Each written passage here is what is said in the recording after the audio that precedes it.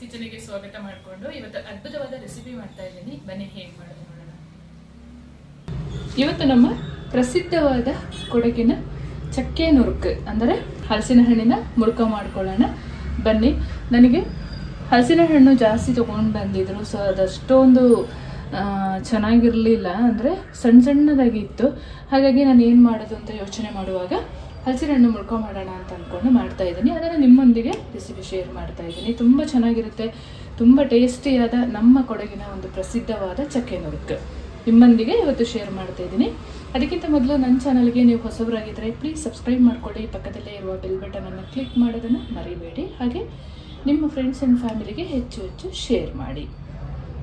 ಬನ್ನಿ ಹೇಗೆ ಮಾಡೋದು ನೋಡೋಣ. ತುಂಬ ಸುಲಭ ಮಾಡೋದು, ಆದರೆ ಅದ್ಭುತ ರುಚಿ ಕೊಡುತ್ತೆ. ಇದು ಒಂದು ಗ್ಲಾಸ್ ಕಾಫಿ ಜೊತೆ ಇದನ್ನು ಟೇಸ್ಟ್ ಮಾಡಿದ್ರೆ ಅದ್ಭುತವಾಗಿರುತ್ತೆ. ನನಗಂತೂ ಈ ಥರದ್ದೆಲ್ಲ ಸ್ವೀಟ್ ಮಾಡಿದಾಗ ಒಂದು ಕಪ್ ಕಾಫಿ ಇರಲೇಬೇಕು, ಬ್ಲ್ಯಾಕ್ ಕಾಫಿ. ಬೀಜನೆಲ್ಲ ತೆಗೆದು ಅದರ ಒಳಗಡೆ ಒಂದು ಲೇಯರ್ ಇರುತ್ತೆ ಕಪ್ಪು ಸ್ವಲ್ಪ, ಅದನ್ನೆಲ್ಲ ತೆಗೆದು ಈ ಥರ ರೆಡಿ ಮಾಡಿ ಇಟ್ಕೋಬೇಕು. ಒಂದು ಮಿಕ್ಸಿ ಜಾರನ್ನು ತಗೊಂಡು ಅದಕ್ಕೆ ಹಾಕ್ಕೊಂಡು ನೈಸಾಗಿ ಪೇಸ್ಟ್ ಮಾಡ್ಕೊಳ್ಳೋಣ ಮೊದಲಿಗೆ.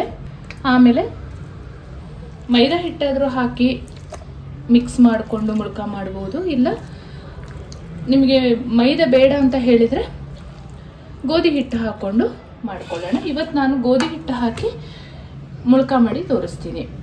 ನೈಸಾಗಿ ರುಬ್ಕೊಳ್ಳೋಣ. ಸ್ವಲ್ಪ ಸಿಹಿ ಕಡಿಮೆ ಇದ್ದರೆ ನಾನು ಬೆಲ್ಲದ ಪುಡಿನ ಇದಕ್ಕೆ ಹಾಕ್ಕೊಂಡು ರುಬ್ಕೊಳ್ತೀನಿ. ನೀರೆಂತ ಹಾಕ್ಕೊಂಡಿಲ್ಲ ನಾನು, ಬೆಲ್ಲ ಪೌಡ್ರ್ ಮತ್ತು ಹಲಸಿನ ಹಣ್ಣು ತೋಳೆ ಹಾಕ್ಕೊಂಡಿದ್ದೀನಲ್ಲ ಅದರಲ್ಲಿ ನೀರು ಬಿಟ್ಟಿದೆ. ಒಂದು ಸ್ವಲ್ಪ ದೊಡ್ಡ ಪಾತ್ರೆಗೆ ಸೇರಿಸ್ಕೊಳ್ಳೋಣ, ಕಲಿಸುವಾಗ ಈಸಿ ಆಗುತ್ತೆ ಅಂತ.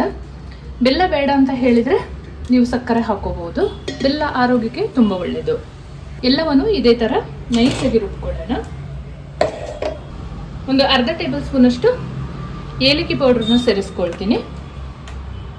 ನಾನಿಲ್ಲಿ ಎಳ್ಳನ್ನು ಹುರಿದಿಟ್ಕೊಂಡಿದ್ದೀನಿ, ಒಂದು 3 ಟೇಬಲ್ ಸ್ಪೂನಷ್ಟು ಅದನ್ನು ಸೇರಿಸ್ಕೊಳ್ತೀನಿ. ಎಳ್ಳು ಹಾಕಿದರೆ ತುಂಬ ರುಚಿಯಾಗಿರುತ್ತೆ. ಕಪ್ಪು ಎಳ್ಳಾದರೂ ನೀವು ಹುರಿದು ಹಾಕೊಳ್ಳಿ, ಚಂದ ರುಚಿ ಇರುತ್ತೆ. ಆವಾಗ ಚಂದ ಒಮ್ಮೆ ಮಿಕ್ಸ್ ಮಾಡ್ಕೊಳ್ಳೋಣ.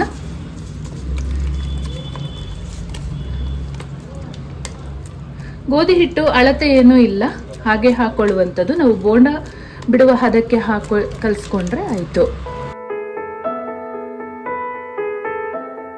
ಈ ರೀತಿಯಲ್ಲಿ ಕಲಿಸ್ಕೊಂಡು ಹಿಟ್ಟು ಹಾಕೊಳ್ಳೋಣ. ಗೋಧಿ ಹಿಟ್ಟಲ್ಲಿ ಮಾಡಿದ್ರೂ ಕೂಡ ಮೈದಾ ಹಿಟ್ಟಷ್ಟೇ ರುಚಿ ಇರುತ್ತೆ. ನಾವು ರುಬ್ಬುವಾಗ ಜಾಸ್ತಿ ನೀರು ಮಾಡ್ಕೋಬಾರ್ದು, ಗಟ್ಟಿಯಾಗೇ ರುಬ್ಕೋಬೇಕು. ನಾನು ಬೆಲ್ಲ ತಗೊಂಡಿರುವ ಕಪ್ಪಲ್ಲಿ ಒಂದು 3 ಕಪ್ಪಷ್ಟು ಗೋಧಿ ಹಿಟ್ಟು ಹಾಕ್ಕೊಂಡ್ರೆ ಸಾಕಾಗುತ್ತೆ. ನಾನು ತಗೊಂಡಿರುವ ಹಲಸಿನ ಹಣ್ಣಿಗೆ ಕಲಸಿ ಒಂದು 1 ಅವರಲ್ಲೇ ಇಟ್ಟರೆ ತುಂಬ ಚೆನ್ನಾಗಾಗುತ್ತೆ. ಅರ್ಜೆಂಟಿಗೆ ಮಾಡ್ಕೋಬೇಕು ಅಂದರೆ ಒಂದು ಅರ್ಧ ಗಂಟೆ ಇಟ್ಟರೆ ಸಾಕಾಗುತ್ತೆ. ಈ ಹದದಲ್ಲಿ ಹಿಟ್ಟು ಕಲಸಿ ಆಗುವಾಗ ಒಂದು ಅರ್ಧ ಕಪ್ಪಷ್ಟು ಅಕ್ಕಿ ಹಿಟ್ಟನ್ನು ಸೇರಿಸ್ಕೊಳ್ಳೋಣ. ಯಾಕೆಂತ ಹೇಳಿದರೆ ಕ್ರಿಸ್ಪಿಯಾಗಿ ಬರುತ್ತೆ, ಒಳಗಡೆ ಸಾಫ್ಟಾಗಿರುತ್ತೆ ನಮ್ಮ ಹಲಸಿನ ಹಣ್ಣಿನ ಮುಳ್ಕ. ಚೆನ್ನಾಗಿ ಮಿಕ್ಸ್ ಮಾಡ್ಕೊಳ್ಳೋಣ. ಎಣ್ಣೆಗೆ ಹಾಕೊಳ್ಳುವಾಗ ಕೈ ನೀರು ಮಾಡ್ಕೊಳ್ಳೋದು, ಮುಳ್ಕನ ಎಣ್ಣೆಗೆ ಹಾಕೊಳ್ಳುವಂಥದ್ದು. ಇಷ್ಟು ಗಟ್ಟಿ ಇದ್ದರೆ ಸಾಕಾಗುತ್ತೆ. ನಾನೊಂದು 1 ಅವರ್ ಇದನ್ನು ಮುಚ್ಚಿ ಇಡ್ತೀನಿ, ಆಮೇಲಿಂದ ಮುಳ್ಕ ಮಾಡ್ಕೊಳ್ಳೋದು. ಮುಳ್ಕ ಮಾಡ್ಕೊಳ್ಳೋಕ್ಕೆ ಒಂದು ದೊಡ್ಡ ಬಾಣಲಿ ಇಟ್ಕೊಂಡಿದ್ದೀನಿ ನಾನು. ಸಣ್ಣದಾದರೆ ನಾನು ಸ್ವಲ್ಪ ಜಾಸ್ತಿ ಮಾಡ್ಕೊಳ್ತಾ ಇದ್ದೀನಲ್ವ, ತುಂಬ ಲೇಟ್ ಆಗುತ್ತೆ. ಹಾಗಾಗಿ ದೊಡ್ಡ ಬಾಣಲಿ ಆದರೆ ಜಾಸ್ತಿ ಹಾಕ್ಕೊಂಡು ಮಾಡ್ಬೋದು. 1 ಲೀಟರಷ್ಟು ಎಣ್ಣೆ ಹಾಕ್ಕೊಳ್ತೀನಿ.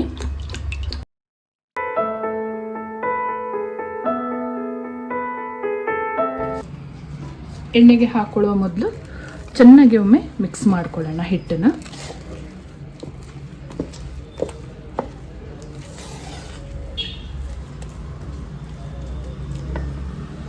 ಹಿಟ್ಟು ಹಾಕೊಳ್ಳೋ ಮೊದಲು ಕೈ ನೀರು ಮಾಡ್ಕೊಳ್ಳೋಣ. ಅಂಟಲ್ಲ ಕೈಗೆ ಹಿಟ್ಟು ಅಂತ. ಎಣ್ಣೆ ಕಾದಿದೆ ಅಂತ ಹಿಟ್ಟು ಚೆಕ್ ಮಾಡ್ಕೊಳ್ಳೋಣ. ಹಾಕಿ ಇನ್ನು ಸ್ವಲ್ಪ ಬಿಸಿ ಆಗಬೇಕು.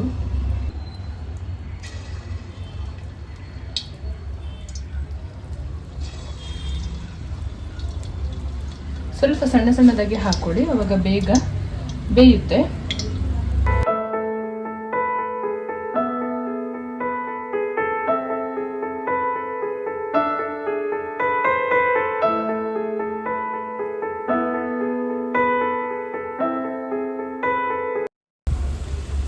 ಮಿಕ್ಸ್ ಮಾಡ್ತಾ ಬೇಯಿಸ್ಕೊಳ್ಬೇಕು.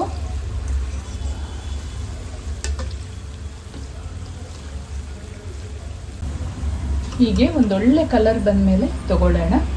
ಒಂದು ಸರಿ ಮುಳುಕ ಹಾಕಿ ಒಂದು 10 ನಿಮಿಷ ಆದರೂ ಬೇಕಾಗುತ್ತೆ ಬೇಯಲಿಕ್ಕೆ. ತಗೊಳ್ಳೋಣ. ಈಗ ಎಲ್ಲವನ್ನು ಇದೇ ಥರ ಮಾಡ್ಕೊಳ್ಳೋಣ. ಹಲಸಿನ ಹಣ್ಣು ಮುಳುಕ ಈ ರೀತಿಯಲ್ಲಿ ರೆಡಿ ಆಗ್ತಿದೆ.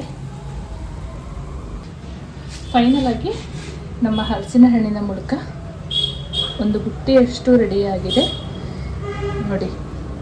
ಹೊರಗಡೆ ಸ್ವಲ್ಪ ಅಕ್ಕಿ ಹಿಟ್ಟು ಹಾಕಿರೋದ್ರಿಂದ ಕ್ರಿಸ್ಪಿ ಆಗಿರುತ್ತೆ, ಒಳಗಡೆ ಎಷ್ಟು ಸಾಫ್ಟ್ ಆಗಿರುತ್ತೆ ಅಂತ. ಗೋಧಿ ಹಿಟ್ಟು ಹಾಕಿ ಮಾಡಿರೋದ್ರಿಂದ ಆರೋಗ್ಯಕ್ಕೂ ಒಳ್ಳೆಯದು. ತಪ್ಪದೇ ಒಂದ್ಸಲ ಟ್ರೈ ಮಾಡಿ. ಮುಂದೆ ಈಸಿಯಾದ ಅದ್ಭುತವಾದ ಅಡುಗೆಯೊಂದಿಗೆ ಸಿಗ್ತೇನೆ. Thank you.